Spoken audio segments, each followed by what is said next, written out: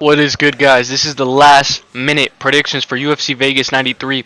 We had one fighter miss weight, and that fight is off. This motherfucker missed weight by 3.5 pounds to Garrett Ulanbekov, guys. I'm not surprised. The amount of canceled bouts that this guy has had, bro. The fight's off, man, with Joshua Van, bro. I just want to say that, bro. How do you make weight at 129.5 pounds, bro, when this is your job, bro? Your job is to... These Dagestanis, man. Who's the other Dagestani that we know that missed weight? This motherfucker right here. No, I'm just kidding. Alright, let's break down the predictions. We're going to be breaking down the entire card from the main event to the early prelims. Without further ado, guys, Alex Perez, who I've seen fight within 5 months twice already, who's coming off of a knockout, great knockout against the no-chin Matheus Nicolau. I mean, he has no chin at all. And then Taira, who is a minus 210 but opened up at a minus 180, guys. Alex Perez is a plus 168, guys. When we look at this, guys, Alex Perez's takedown defense is questionable, but we look at this fight, Alex Perez is a plus 168. The sub for Taira is plus 140, and Taira is now a minus 210. When we look at this fight, the most questionable thing about this fight is the takedown defense. That's the thing that we have to question. That's the thing that we have to look at. And that's the thing that we have to ask ourselves. Is Alex Perez going to stuff every single takedown of Taira? Because if Taira can take him down on the ground, he's going to control him. And he's going to control him. And we have to question Taira's gas tank. Alex Perez was the first fighter to make weight on the scales. He was never the first fighter to make weight. He had struggles time and time again to make weight. And sometimes he would show up a little late, or like 30 minutes after, like 30 minutes before the last minute weigh-in. So Alex Perez is getting into his own. He is probably at the pinnacle of his career, so this is probably going to be one of the best fights. But I have Taira to win this fight by KO or submission inside the distance. If you want just submission by Taira, it's plus 140, but I'm going double chance, and I'll even just take the money line of Taira. But if you wanted to get a little slimmer, the lines, you can go Taira by KO or submission. But I think that this fight's going to be a great scrap, and I wouldn't be surprised if this goes all 5 rounds. This is going to be one of those great scraps, and I have Taira to finish this fight inside the distance. Let's get it, bro. Let's get it. By KO or submission. Let's fucking go. It's gonna be a great fight. When we look at them match up, it's almost identical. Though, you know, he's not that much taller as it looked on paper. His reach is gonna be a little longer, but Alex Perez has been in there with guys time and time again who are bigger than him, time and time again, and put up a great fight. Next fight, we have Douglas Silva de Andrade versus Miles Johns. Miles Johns is a minus 144 on paper, opened up at a minus 110. And Douglas Silva de Andrade is a plus 118. Douglas Silva de Andrade is a guy who's a power puncher who's going to walk his way down and just run through and see if he can find that nuclear option to turn off your button. Miles John is a guy who can gas, who has gassed before because he's not controlling his wrestling as he wants to. But I think the relentless pressure, and the relentless takedown attempts is gonna definitely get Miles John the win, and I think he could win 2 rounds out of the 3 and win this by unanimous decision. And I wouldn't be surprised if he controls Douglas Silva de Andrade for over 5 minutes. But we have to take into account that Douglas Silva de Andrade at a plus 118 is pretty good. It's not bad because you know the nuclear option is always there. And look at him, just look at this motherfucker. This motherfucker looks like he's on gear. If there was anabolic steroids in UFC, it would be this guy. We got.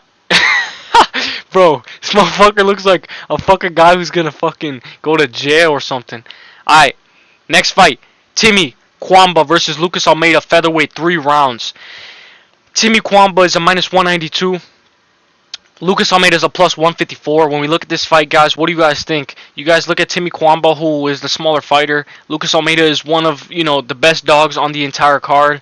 I think Lucas Almeida is the guy who's going to finish or be finished. So I have that this fight does not go the distance. I don't have a specific winner, but I have to make a prediction. So I'm going with Timmy Cuamba, and I'm going with him by KO. And I think he KOs him in the 2nd or 3rd round. Lucas Almeida could also finish Timmy Cuamba, so don't get this wrong. It's a fight for anybody. Anybody can win this fight. It's going to be a great scrap, though. I like it when Sheen Shelby, is in the middle of them. Because He's usually in the middle when it comes to Apex cards, and he usually always puts up a great face-off.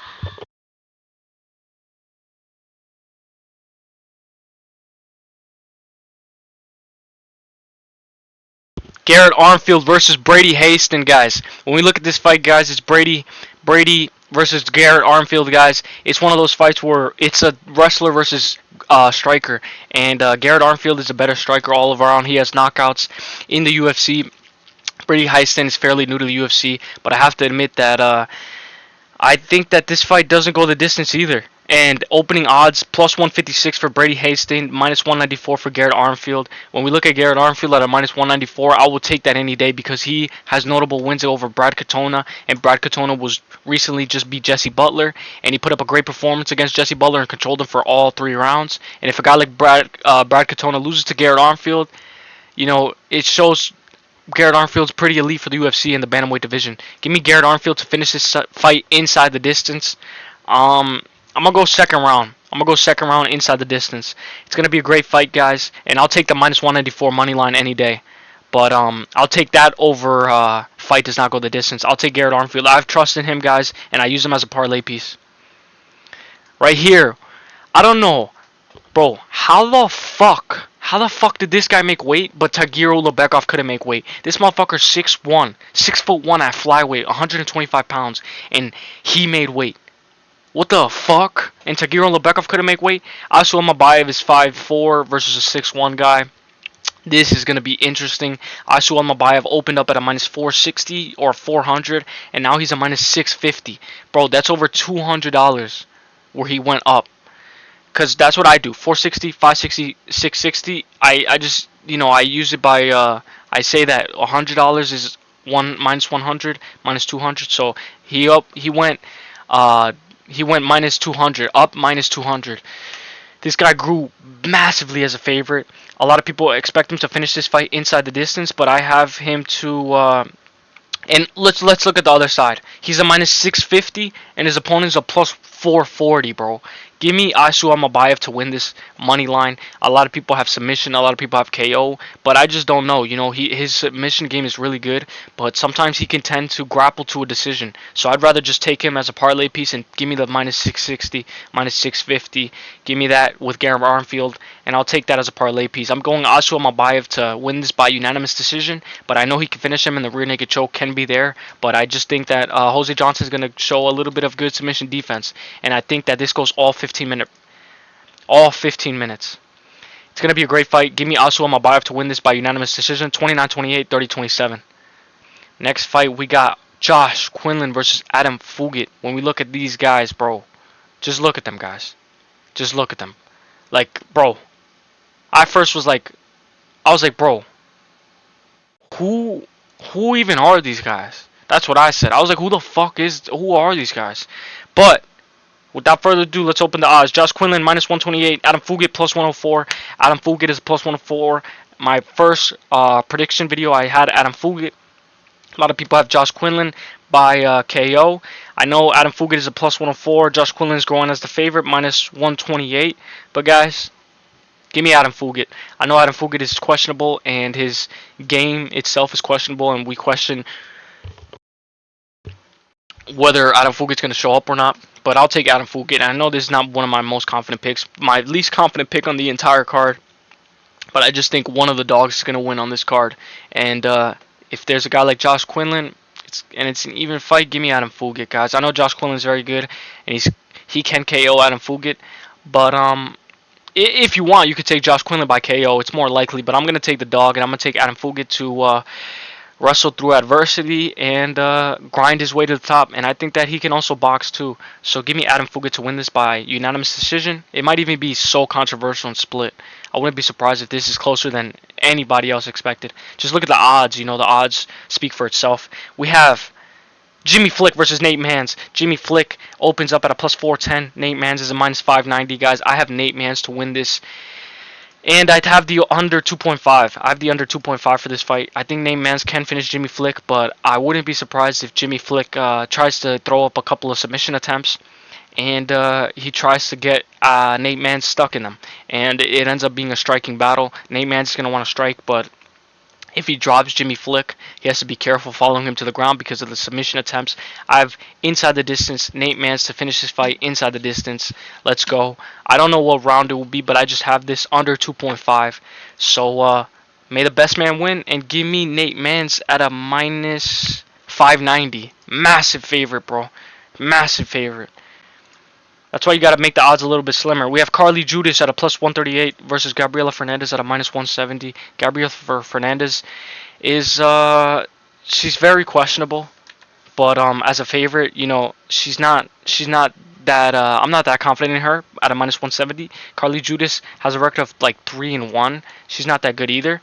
So that's what I'm banking on. I'm banking on Carli Judice not being that good, and Gabriella Fernandes just being better and finding her way. I think she's faced tougher competition, and all of her recent opponents have been better than all of Carli Judice's recent opponents. And I think Gabriella Fernandes can take this fight and win this by unanimous decision. I think this goes over 2.5.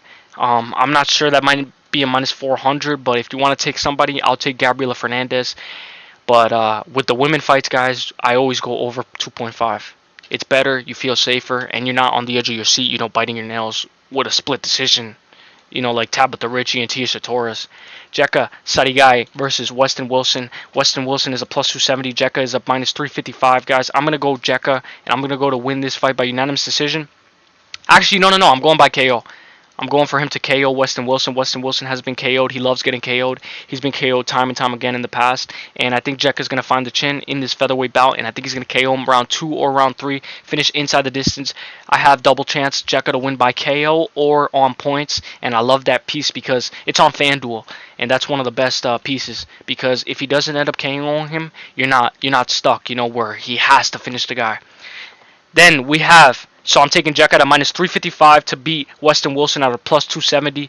I hate the minus 355, but if you can slim it down with double chance, or if you can slim it down with inside the distance, it's a little bit better. Maquiziel Costa versus Shayilan Ulanbekov, plus 160 for Ulanbekov, and minus 200 for Costa. Guys, I'm going to take Costa. Costa has faced way better fighters. I know they both fought Steve Garcia. This motherfucker tends to gas time and time again, bro. Over and over again, he just blows his fucking gas tank in the first round, second round, and then he gets finished in the fucking second or third. This guy's never going to be anything in the UFC, and I think Costa's a little bit better. He's more elite, and he wants this fight. He trains with a better team, and I think that not only does he have the reach advantage and he's taller, but I think he's better overall with his kicks and his dirty boxing. And also in the clinch. He can take this fight in the clinch. I know he doesn't take this fight in the clinch, but he's put up way better fights against other opponents. And I think he put up a better performance against Steve Garcia, even though Ulanbekov dropped Steve Garcia. I think Costa is going to be the better fighter, and I think he could finish his opponent, Ulanbekov. So I have Costa to win this by unanimous decision or by KO, double chance. And at a minus 200, I'll take Costa money line. I'll take that any day, and I like him. I think Costa's way better overall too.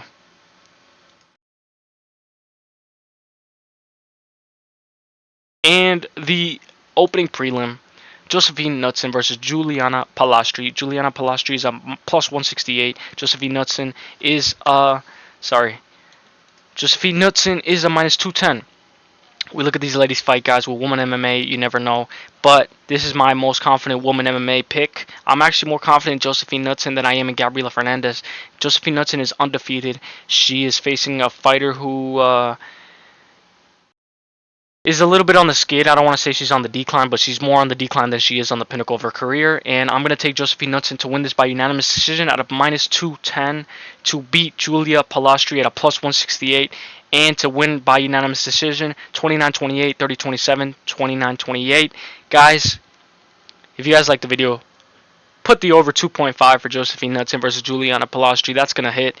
And my lock of the week, Almabaev, guys. Drop a like, guys, on this video. Comment your most anticipated dog. And let me know what you guys think about the video, guys. Thank you guys for all the love that you guys have been giving me, guys. And follow me on Twitter at Uselyis too. I love you guys, bro. And this is my last minute predictions, guys. I'll see you guys at the top. Peace. Let's fucking get it. Hey. Yeah. Like the motherfucking video. And shout out to the motherfuckers who's disliking my video. Thank you.